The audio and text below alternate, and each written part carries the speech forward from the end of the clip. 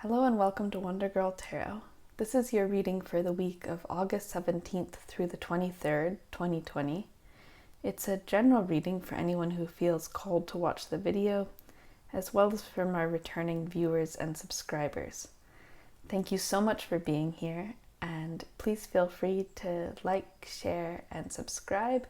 And if you want to be notified when I post videos, you can click the little bell on my channel page.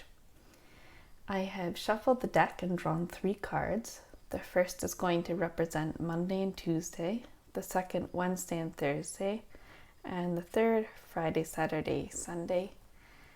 But these may be energies that come and go throughout the week, or also apply to a larger period of time than just a week. Please take whatever resonates and leave the rest for some other viewer. I've also drawn a card as usual from the Wildwood Tarot to act kind of like an oracle for a bit of added advice. And before turning over the cards, as always, I will be reading a poem. This week, I'm reading one by Rumi, translated by Coleman Barks, called Zero Circle. Be helpless, dumbfounded, unable to say yes or no. Then a stretcher will come from grace to gather us up. We are too dull-eyed to see that beauty. If we say we can, we are lying. If we say no, we don't see it. That no will also behead us and shut tight our window onto spirit. So let us rather not be sure of anything beside ourselves, and only that. So miraculous beings come running to help, crazed, lying in a zero circle, mute. We shall be saying finally, with tremendous eloquence, lead us. When we have totally surrendered to that beauty, we shall be a mighty kindness.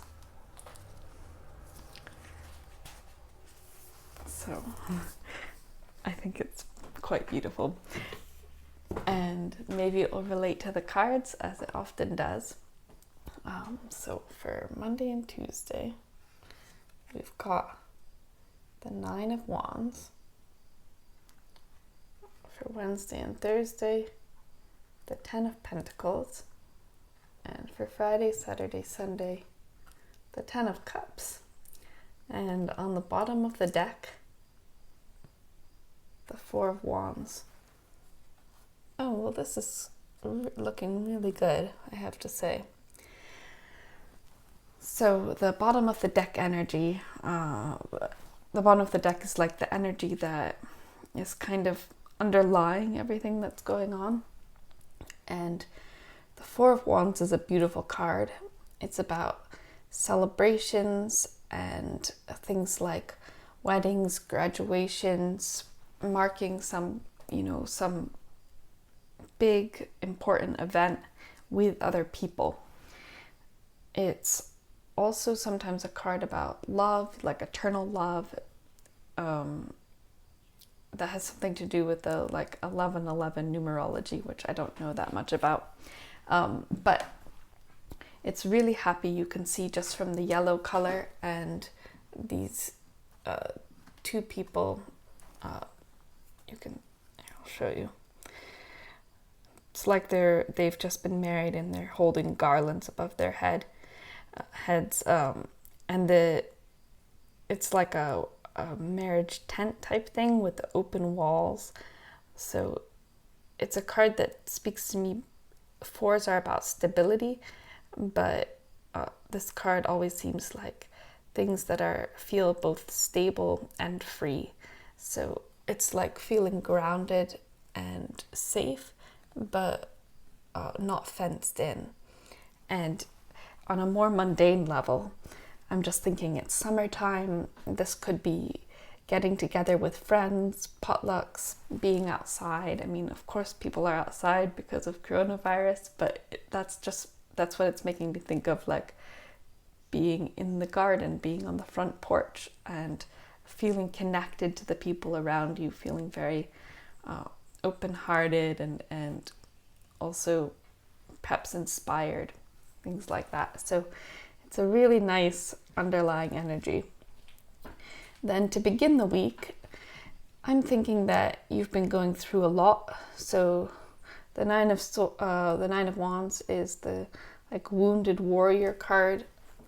You can see, I don't know if you can see because the light isn't that great, but he's got this bandage on his head. He's got a stick ready to defend himself, and the way he's looking, it's kind of suspicious. It's like he's bracing himself for the next onslaught. I always think of Odysseus like coming home from Ithaca and it taking 20 years, and it's like every time he's getting close, or coming home to Ithaca rather, every time he's getting close, like Poseidon strikes again and he's washed off his raft or encounters some other monster and has to fight it off. And so it's like kind of like having PTSD or something, just looking at the world through a jaundiced eye and being a bit weary and kind of tense and tired, but strong and ready to take on what comes your way. So you may be feeling a little bit weary, a little bit tense and kind of prepared for difficulties as you start the week. And that could be because you have been going through a lot of difficulties. And so you're preparing yourself for more of that. And, like waiting for the other shoe to drop, or just not feeling like you can really rest. So like we have this underlying energy of celebration, but you're probably going to start the week feeling more like it's kind of hard to relax because something could be about to go wrong and you're going to have to be strong in order to deal with it.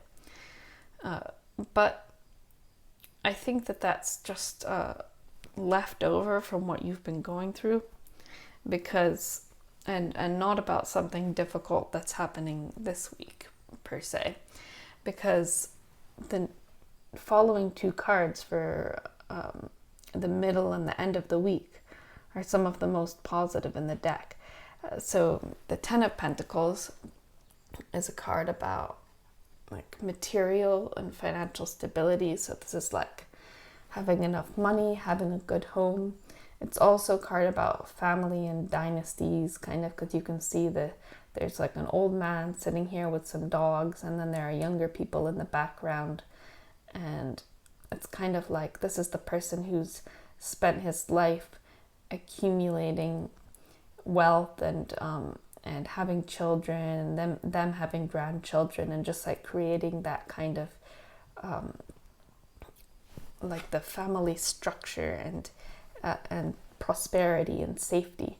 So you could be spending time with family, like the different generations, lots of different generations in your family all coming together for some kind of celebration, family get together. Or you could be looking to the future and how you could begin to create that in your life.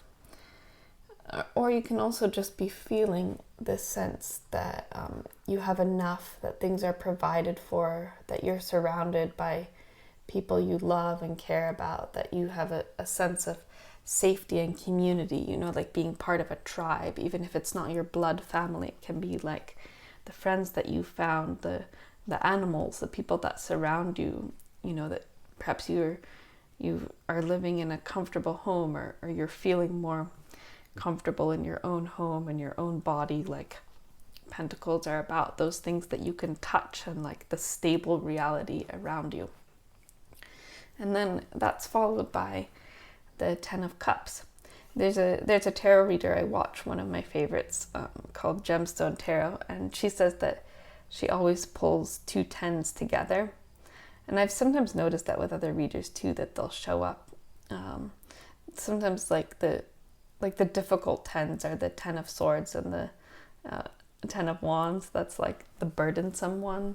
But these two happier tens also show up together a lot. And so This is also a card about family, the Ten of Cups, but this is like emotional fulfillment, the highest emotional level of emotional fulfillment, because the Nine of Cups is like when you get all the stuff that you want and maybe like prestige or lots of good food and drinks and stuff, and you're all like smug and self-contented. But the Ten of Cups is the next level, like when you can share your happiness with other people and kind of rejoice in it.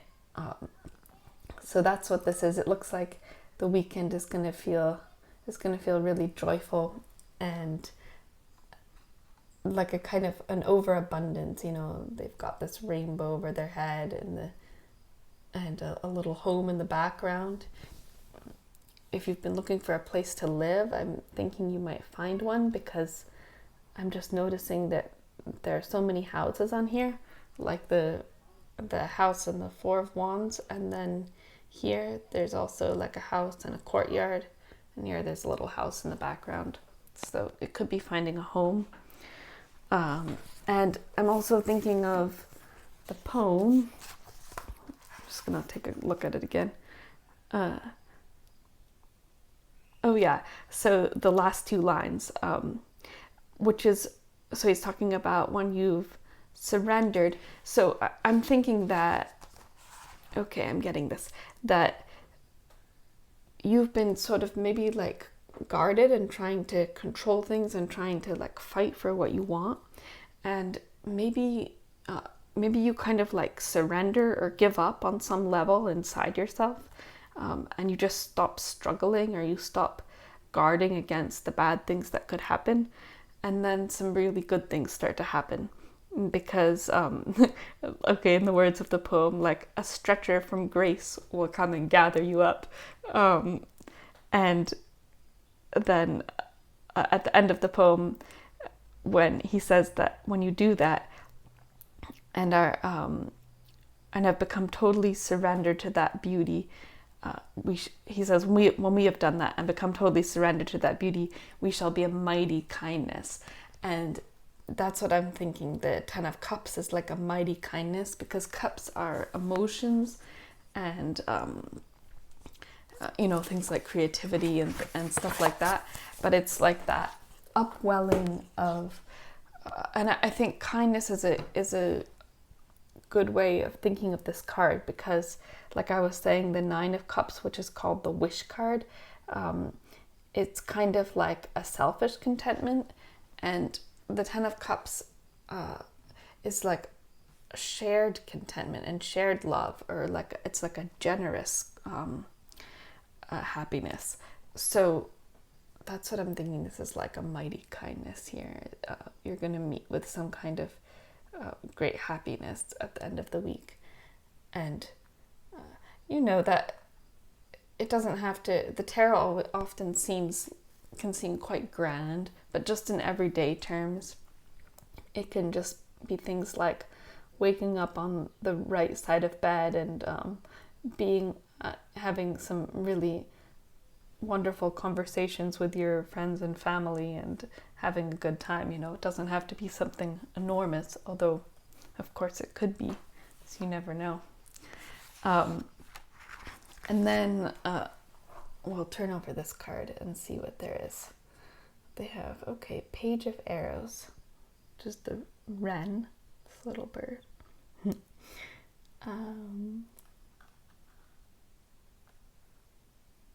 So Page of Arrows is like the Page of Swords. I kind of don't want to cover up the Ten of Cups. All right, it fits here. Whoops, sorry for jiggling the camera. All right, that's like the Page of Swords in the regular tarot. And we'll read the messages in this book. If I can find it.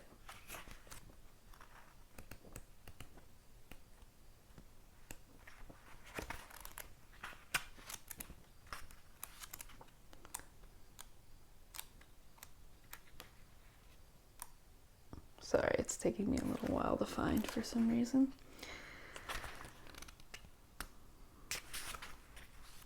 Okay.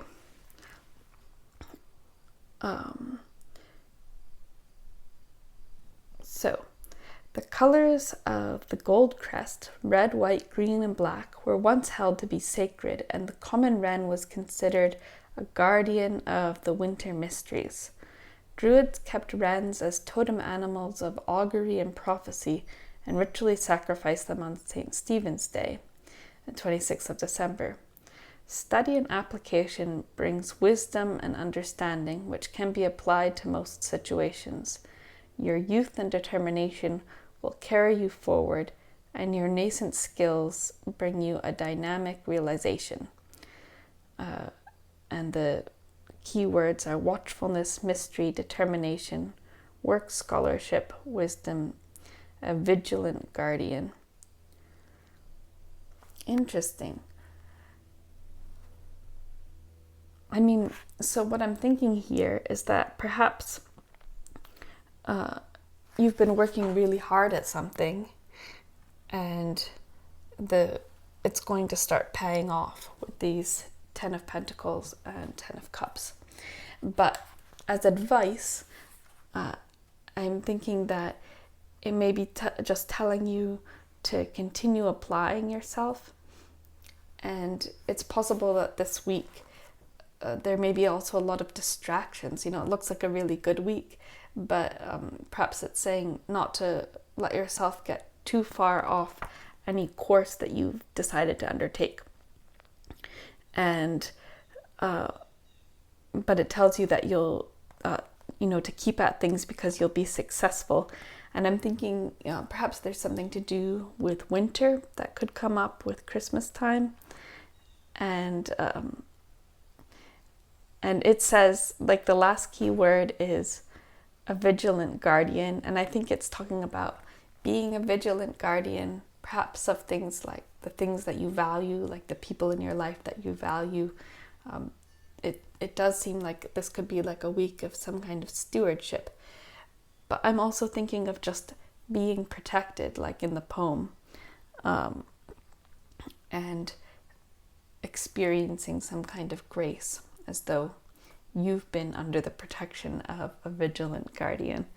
So I hope this is a great week, and let me know in the comments if you feel so inspired, and take very good care. I'll be back with another video like this next Sunday. And bye for now.